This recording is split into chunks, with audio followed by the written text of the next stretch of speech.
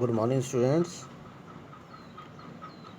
Last turn पे हमने कुछ प्रॉब्लम्स को डिस्कशन किया था। आज हम नया टॉपिक कंसीडर करेंगे।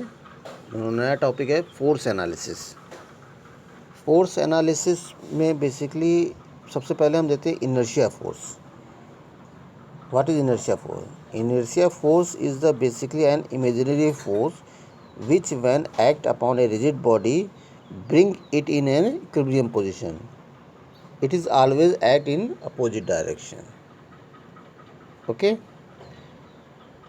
नेक्स्ट आर्टिकल आता है D'Alembert's principle. D'Alembert's principle में बेसिकली जो होता है क्या है कि जब हम कोई रिजिड बॉडी लेते हैं और उसके ऊपर कोई फोर्स सिस्टम की एनालिसिस करते हैं। जैसे आप जानते हैं F equal to M A, Newton second law of motion बोलता है F equal to M A. अब F equal to M A को हम F minus M A equal to zero ये भी लिख सकते हैं। तो यहाँ पे हम देखते हैं जो माइनस एम ए है, माइनस एम ए को हम एक तरह से ये मान लेते हैं कि एक फ़ोर्स है। माइनस एम ए को भी हम एक फ़ोर्स मान लेते हैं और ये देखते हैं कि वो क्योंकि माइनस में है तो क्या कहाँ ऐड कर रहा है? अपोजिट डायरेक्शन में ऐड कर रहा है। जब अपोजिट डायरेक्शन में कर रहा है और F ऑलरेडी लगा हुआ है, यानी कि F माइनस एम ए, यानी कि जो रिजल्टेंट फोर्स है F माइनस एम ए भी एक अपोजिट फोर्स है। तो F में से माइनस एम ए जो हो रहा है वो सब्ट्रैक्ट हो रहा है, यानी कि एक बुला के ये भी एक सिस्टम हो गया और ये एक टाइप का रिजल्टेंट फोर्स हो गया। और वो रिजल्टेंट फोर्स की वैल्यू क्या होगी? F होगी। समझ रहे हैं मेरी बात?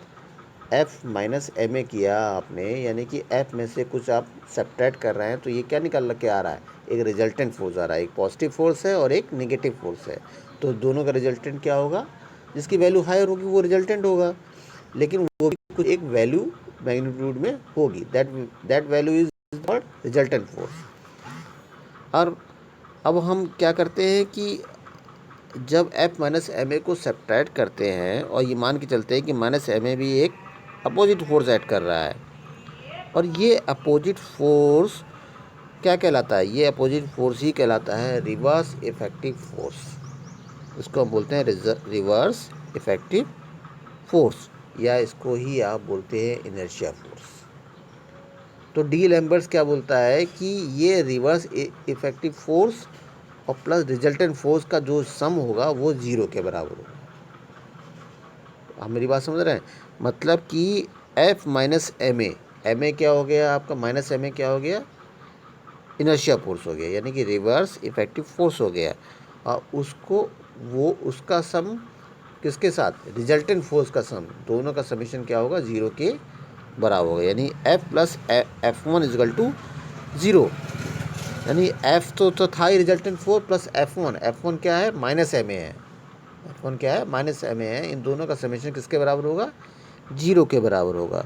तो डी एलम्बर्ट्स कहता है the resultant force acting on a body together with the reverse effective force are in equilibrium. तो आज के लिए इतना ही है स्टूडेंट्स। नेक्स्ट लेक्चर में हम इसकी कुछ प्रॉब्लम्स और कुछ फार्मूले वगैरह को देखेंगे, उसके बेसिस पे हम न्यूमेरिकल सॉल्व करेंगे। ये सब आपके एग्जामिनेशन पॉइंट ऑफ व्यू से बहुत इंपॉर्टेंट है और आप इसको एकदम बेस मान के चलिएगा। ओके।